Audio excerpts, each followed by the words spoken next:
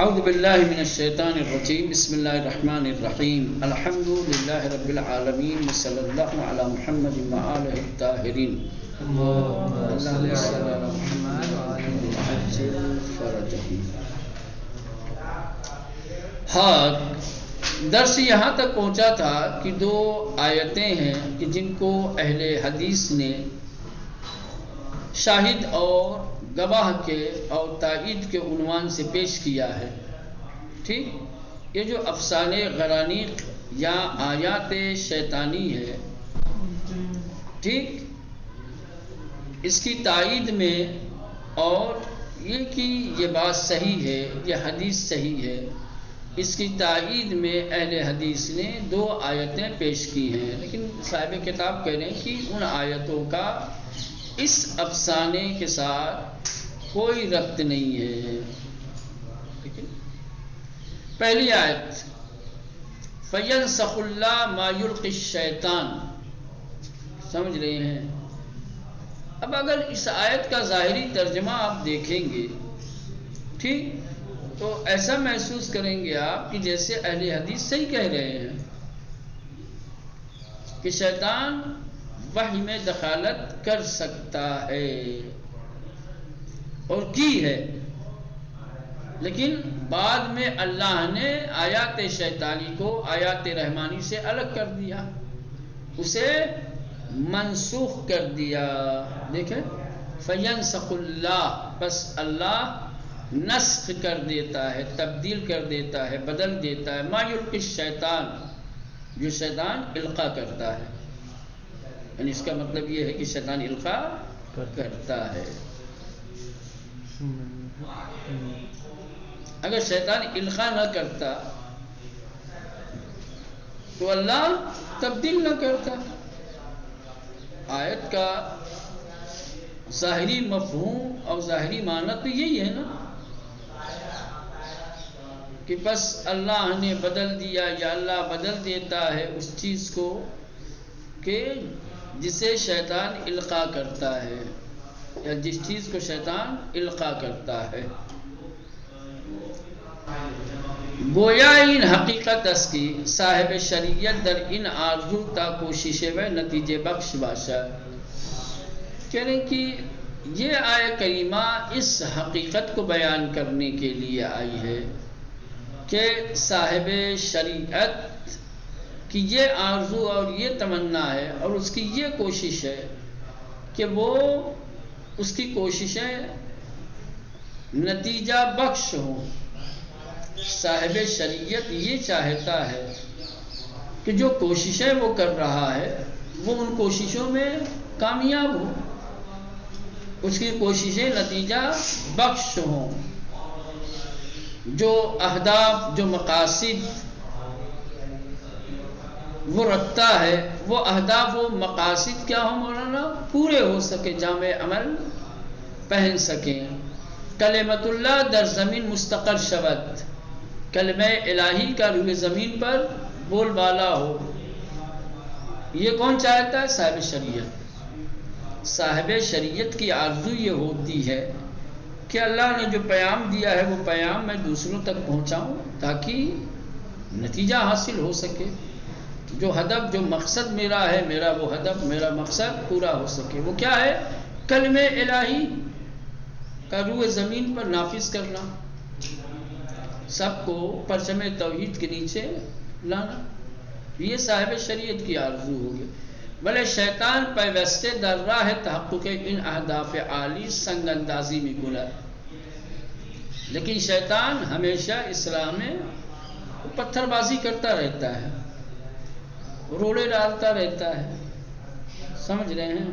صاحب شریعت کو اس کی کوششوں میں کامیاب ہونے، اس کے ہدف کے عملی ہونے سے مانع ہوتا رہتا ہے، رکتا رہتا ہے۔ شیطان نہیں چاہتا کہ صاحب شریعت کسی بھی طریقے سے اپنے عالی ہدف اور مقصد تک پہنچ سکے، اس لیے کیا کرتا ہے؟ یہ رکاوٹیں ڈالتا ہے، پتھر بازی کرتا ہے۔ سے راہ بے وجود می آورد، صد راہ بے وجود می آورد، یہ صاحب شریعت کے راستے میں روڑے ڈالتا ہے، سمجھ رہے ہیں؟ رکاوٹیں کھڑی کرتا ہے. القی الشیطان فی امنیتے، یہ تو ہم بھی مانتے ہیں کہ شیطان کیا ہے، نبیوں کے راستے میں بھی روڑے ڈالتا ہے، ان کو ان کے ہدف تک پہنچنے سے روکنا چاہتا ہے. یہ آیت میں ہے. لیکن اس کے بعد جو آیت وَلَا إِنَّ اللَّهَ قَوِيٌّ عَزِيزٌ، لیکن اللہ جو قوی ہے، طاقتور ہے، عزیز ہے، جو عزت دینے والا ہے. وَإِنَّ كَيْدَ الشَّيْطَانِ كَانَ ضَعِيفًا، اور یہ شیطان جو روڑی ڈال رہا ہے، جو اس قوی کے مقابلے میں کمزور اور ضعیف ہے. کیسے ہو سکتا ہے؟ پس ہر آنچ ابلیس در اندہ تلبیس کند، پس شیطان اس راستے میں جو بھی تلبیس کرنا چاہے، جو بھی رکاوٹیں پیدا کرنا چاہے، سد راہ ایجاد کرنا کر خداوند آرہ در ہم شکستے، اللہ نے اسے ناکام بنا دیا. یہ نہیں کہ شیطان نے ڈال دیا وسوسہ، شیطان نے اپنی آیتیں وحی میں ملا دی اور نبی نے وہ، اور پھر بعد میں اللہ نے اس کو نکالا. نہ، یہ مقصد نہیں آیت کا. آیت کا مطلب یہ ہے کہ صاحب شریعت اپنا کام کرتا ہے، شیطان اپنا کام کرتا ہے. اللہ صاحب شریعت کو شیطان کے ہر حربے سے بچاتا. بس یہ خلاصہ اس کا، سمجھ رہے ہیں؟ خداوند آندہ در ہم شکست سے، اللہ اسے ناکام کرتا ہے. وَلْنَقْذِفُ بِالْحَقِّ عَلَى الْبَاطِلِ فَيَدْمَغُهُ فَإِذَا هُوَ زَاهِقٌ، بلکہ ہم تو حق کے ذریعے سے باطل پر مسلسل چوٹ مارتے رہتے ہیں تاکہ وہ برباد اور فنا ہو جائے، یہاں تک کہ وہ برباد اور فنا ہو جائے. یہ ہو ہی نہیں سکتا اگر باطل کو حق پہ غلبہ ہونے لگے. اگر باطل کو حق پہ غلبہ ہونے لگے تو پھر حق نابود ہو جائے گا. حق کسی طریقے سے دوسرے تک پہنچ ہی نہیں پائے گا. اللہ حق دے کر کے جسے بھیجتا ہے پوری طریقے سے اس کی نگرانی کرتا ہے اور اس کو ہر طرح کے باطل سے بچاتا ہے. تمامی آنچے رشتہ سے از ہم وصلت، باطل کے تمام تعلقات، تمام رابطوں، تمام رشتوں، اس کے تمام حربوں کو خدا ناکام کرتا ہے. فَيَنْسَخُ اللَّهُ مَا يُلْقِي الشَّيْطَانُ ثُمَّ يَحْكُمُ اللَّهُ آيَاتِهِ، شیطان کے حربوں کو باطل کر کے اللہ اپنی آیتوں کو مضبوط کرتا ہے. آیت کا مطلب یہ نہیں ہے کہ شیطان کیا ہے، اپنی باتیں صاحب شریعت کے دل میں ڈال دیتا ہے تو پھر اللہ اسے چینج کرتا ہے، بدلتا ہے.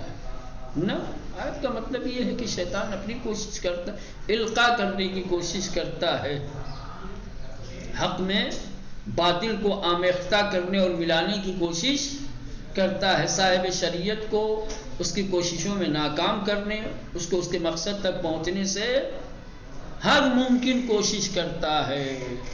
لیکن خدائے قوی و عزیز اس ضعیف شیطان کو اس کے ہر حربے میں ناکام بنا دیتا ہے، نہیں کر پاتا ایسا. سمجھ رہے ہیں؟ بآیات و بینات الہی را استوار ترمی کنا، پھر باطل کو ناکام کر کے خدا اپنی آیات کو کیا کرتا ہے، محکم طریقے سے پیش کرتا ہے. یہ ہے آیت کا مطلب، سمجھ رہے ہیں؟ لیکن بعض اہل حدیث اس آیت سے یہ سمجھتے ہیں کہ شیطان صاحب شریعت کو القاء نہیں کرتا. بحث تو اصل اسی میں ہے نا. اگر شیطان القاء کرنے لگے تو کلام الہی مشکوک ہو جائے گا، مردد ہو جائے گا، اعتبار کوئی کر ہی نہیں سکتا. کیسے پتا بھائی کہ یہ جو سنا رہا ہے نبی وہ وحی الہی؟ ہر آیت کے شیطانی القاء ہونے کا امکان ہوگا.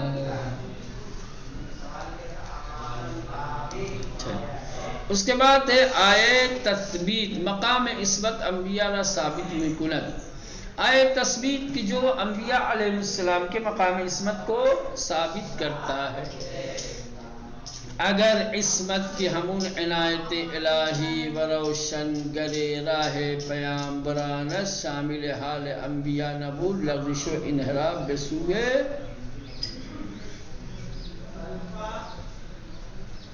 بد اندیشان امکان داشت و قدرت نفوذ طاغوتیان در ایجاد جو مناسب با اہداف پلیدشان انقدر گسترده و حساب شده است که ممکن است شایسته ترین افراد فریب بخورند. آئے تثبیت کیا ہے؟ یہ ادھر دیا ہے آئے ہاں سورہ اسرا کی آیت نمبر 17 ہے. یہ آیت کریمہ انبیاء علیہ السلام کے ایک خاص مقام جس کو مقام عصمت کہا جاتا ہے اس کو ثابت کرتی ہے. عصمت یعنی کہ عصمت یعنی خدا کی خاص عنایت. عصمت یعنی خدا کی خاص توجہ، خدا کی خاص عنایت جو پیغمبروں کے راستوں کو روشن اور منور کرتی ہے. ٹھیک، اگر خدا کی خاص توجہ اور خاص عنایت انبیاء علیہ السلام کے ساتھ نہ ہو یا ان کے اوپر نہ ہو تو ہر وقت ممکن ہے کہ بد فکر اور بد خیال لوگ کیا ہے انہیں لغزش اور انحراف میں ڈال دیں. اگر خدا کی خاص توجہ اور عنایت نہ ہو انبیاء علیہ السلام پر تو بد اخلاق و بد کردار و بد عقیدہ بد رائے بد خیال لوگ کسی بھی وقت انبیاء کو منحرف کر سکتے ہیں، انہیں گمراہ کر سکتے ہیں اور کسی بھی وقت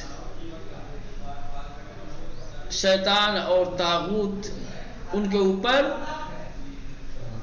تسلط پا سکتے ہیں اور نبیوں کو ان کے ہدف سے روک کر کے اپنے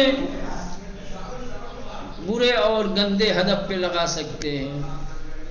یا یوں کہا جائے کہ اگر خدا کی خاص توجہ اور عنایت نہ ہو انبیاء علیہ السلام کے ساتھ تو ہر وقت اس بات کا امکان پایا جائے گا کہ شیطان انبیاء علیہ السلام کو ان کے مقاصد کی کامیابی سے روک دے، انہیں راہ ہدایت سے ہٹا کر گمراہی کے راستے پر لگا دے.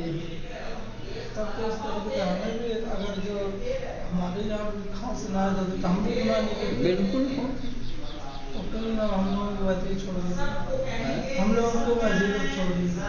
کیوں ایسے چھوڑ دیا؟ ہمارے اندر وہ ظرفیت نہیں تھی اس لیے چھوڑ دیا.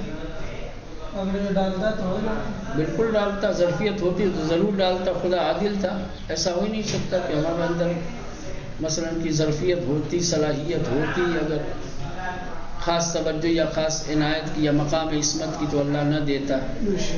خدا کو عادل مانتے ہو نا؟ تو اگر ان کو دیا ہے تو ان کا دینا عادل ہے، ہمیں نہیں دیا ہے تو ہمیں نہ دینا عادل ہے. سوال مت کھڑا کرو، خدا کی عدالت پہ سوال مت کھڑا کرو. مقام عصمت اللہ یوں ہی نہیں دیتا. خدا اپنے علم لامتناہی سے ہر انسان کی ظرفیت کو جانتا ہے، اس کی ظرفیت کو، اس کی صلاحیت کو سمجھ کے جان کر کے پھر سوال ہوگا کہ بھائی وہ صلاحیت کس نے دی؟ پھر اللہ نے وہ ظرفیت کس نے دی؟ مت جاؤ نہیں تو پھر وہی پہلے مرغی پہلے ایک طرف سے یہ بھی ہو سکتا ہے کہ اللہ نے وہ صلاحیت تو سب کو دی، لیکن پھر اس کو جب کہا گیا مطلب پریکٹیکلی طور پر وہ تو ہمارا اختیار تھا. مثلا جس سے نبیوں کا واقعہ ملتا ہے کہ نبی کا یہ عالم زر میں سب کا امتحان ہو چکا ہے. سمجھ رہے ہیں؟ اللہ نے ہر ایک کو برابر استعداد اور صلاحیت دی. سمجھ رہے ہیں؟ پھر ان کا امتحان لیا، ان کا آزمایا، ان کو آزمایا. ٹھیک، خدائی اور الہی امتحان اور آزمائش میں جس نے جو مقام حاصل کیا اللہ نے اس کو وہی مقام عطا کیا.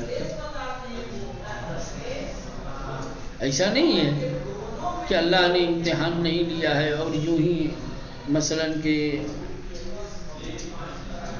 الگ الگ ظرفیت کے ساتھ لوگوں کو بانٹ دیا، تقسیم کر دیا. کسی کو مقام عصمت دیا ہے تو یوں ہی دے دیا، کسی کو عقل دی ہے تو یوں ہی دے دی، کسی کو عقل سے محروم رکھا ہے تو یوں ہی رکھا ہے. یہ تو سوچتا ہے ہر آدمی، اور یہ حقیقت بھی ہے. مقام عصمت جس سے حاصل ہو جائے پھر وہ کسی بھی طریقے کی خطا، غلطی، لغزش نہیں کر سکتا. تو یہ سوال ہوتا ہے ہمیں دیتا، ہم بھی محفوظ ہوتے یقیناً. لیکن اب اس میں آپ خدا کی عدالت پہ سوال لیں نا، اللہ نے ہمیں کیوں نہیں دیا؟ ہم اس لائق نہیں تھے اس لیے نہیں دیا. ہم اس لائق نہیں تھے اس لیے ہمیں نہیں دیا. کیسے پتا کہ ہم لائق نہیں تھے؟ کوئی عالم ذر میں سب کی آزمائش ہوئی ہے. عالم ارواح میں اللہ نے ہر ایک کو آزمایا ہے. ہم تو آج یہ ایک مسئلہ ہے بہت تفصیلی. ہم تو آج انبیاء کا مطلب جو تھا وہ تو ختم ہو گیا، تو اماموں کا سلسلہ چالو ہو گیا. قیامت تک جتنے انسان پیدا ہوں گے، جتنے آنے والے ہیں، اللہ نے عالم ارواح میں سب آدم سے لے کے خاتم، خاتم سے لے کے تا قیامت جتنے لوگ آئیں گے. سمجھ رہے ہیں؟ اب یہ ایک مفصل بحث ہے، ادھر مت جاؤ، موضوع سے بھٹک جاؤ گے.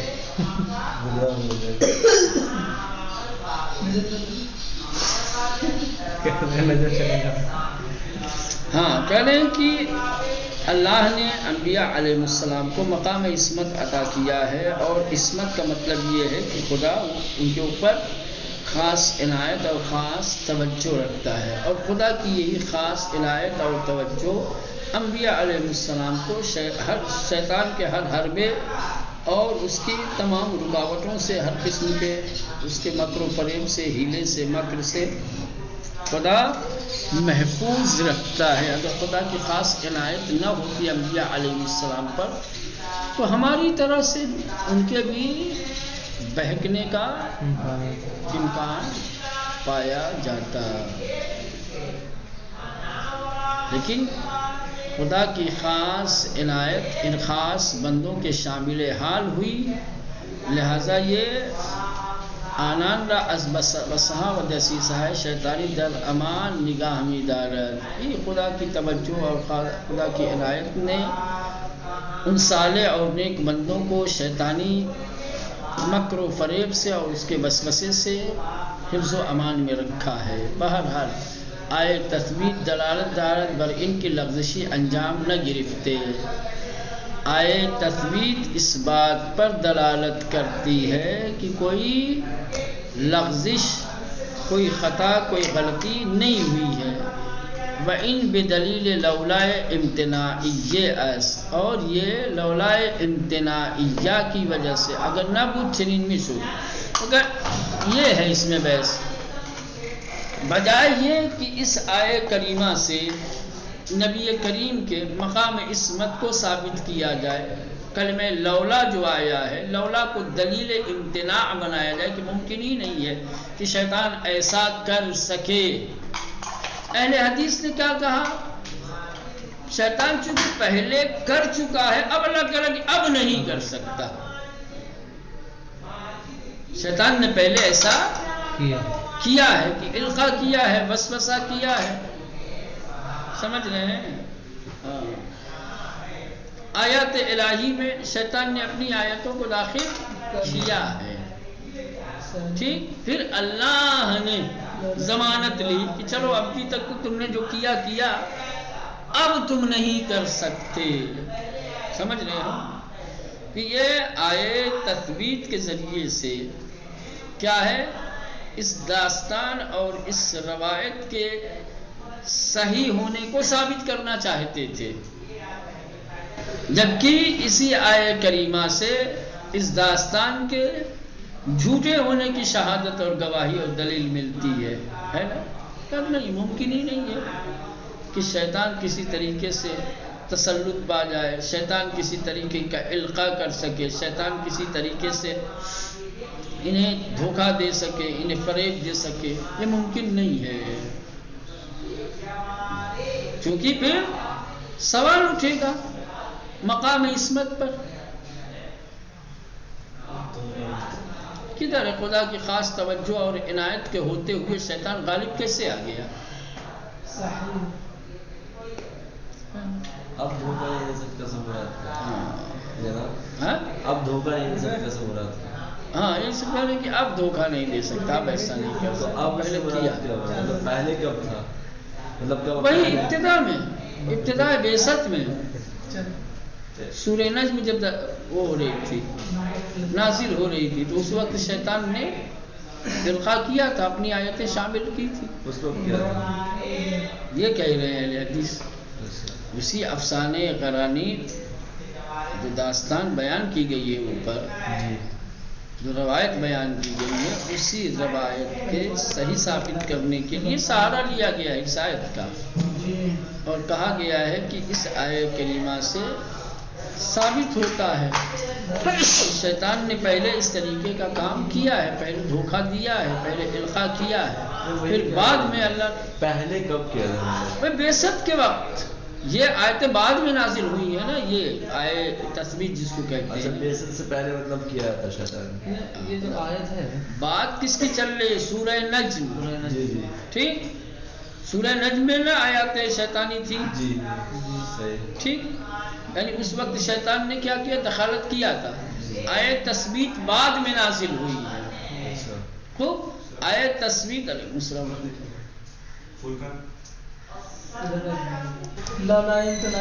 سمجھ رہے ہیں؟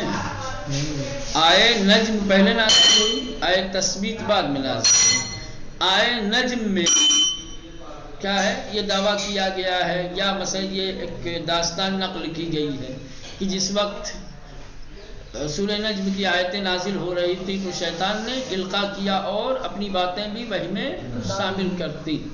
ٹھیک، اور باقاعدہ طور پہ یہ روایت نقل کی گئی ہے، اس کو کتابوں میں جگہ دی گئی. ہم تو اس کا انکار کرتے ہیں کہ نہیں، یہ ممکن نہیں ہے، لیکن بعض اہل حدیث کہتے ہیں کہ نا واقعہ داستان صحیح ہے، شیطان نے القاء کیا ہے. ان سے پوچھو دلیل کیا ہے؟ کہا آیت ہے قرآن کی. کون سی آیت؟ آیت تثبیت. اللہ کہہ رہا ہے کہ اب ہم شیطان کو اپنے نبی پہ غالب آنے نہیں دیں گے. ابھی نہیں واضح ہوا. جی جی حالانکہ جو آیت تثبیت یہ افسانے غرانی کے حقیقی اور واقعی ہونے کے لیے لائے ہیں، وہ آیت کریمہ مقام عصمت کو بیان کرتی ہے. اسی آیت کے ذریعے سے ان داستانوں اور ان روایتوں کے جعلی ہونے اور اس کے ساختگی ہونے کو ثابت کیا جا سکتا ہے. تو اس اعتبار سے تو یہ بھی کہیں گے سورہ نجم سے پہلے بہت ساری آیت نازل ہوئی ہیں. سورہ ابتدائے بعثت میں سورہ نجم سے پہلے اور کوئی سورہ نازل نہیں ہو گیا. سورہ اقرا کی کچھ آیتیں نازل ہوئی ہیں، ہر جگہ نہیں، لیکن یہ بھی کہہ سکتے ہیں خاص طور سے جو داستان بیان کی گئی ہے جس میں آیات شیطانی کو شامل کیا گیا ہے وہ سورہ نجم ہے، اور دوسرے کوئی داستان نہیں ہے. یا اگر ہوگی بھی فرض کر لیں تو آپ کی بات صحیح بھی مان لیا جائے، تو وہ یہی تو ثابت کرنا چاہتے ہیں کہ پہلے شیطان القاء کرتا تھا، پہلے شیطان نبی کو فریب دیتا تھا، وہی نازل ہوتی تھی تو وہی میں اپنی باتیں شامل کر دیتا تھا. اب خدا نے ضمانت لے لی، اب نہیں کرنے دوں گا اس کو. ہاں، کہ اب شیطان ایسا نہیں کر سکتا. تو چاہے وہ آئے انصاف ہو فینسخ اللہ والی، یا چاہے آئے تثبیت ہو، سب سے پہلی بات یہ ہے کہ ان آیتوں کا تعلق اصلاً افسانے غرانیق سے، اس داستان سے کوئی ہے ہی نہیں ہے. سمجھ رہے ہیں؟ یہ آیتیں کب کہاں پہ کس مقام پہ نازل ہوئی وہ اور ہیں، اور سورہ نجم کے ذیل میں جو افسانے غرانیق بیان کیا جاتا ہے وہ اور ہے. رکھتی ہی نہیں ہے۔ اور اگر فرض کر لے مان بھی لیا جائے تو ان آیتوں کے ذریعے سے افسانے غرانیق کے صحیح ہونے کی دلیل نہیں بلکہ اس کے باطل ہونے کی دلیل ملتی ہے۔ دو سوال ہے۔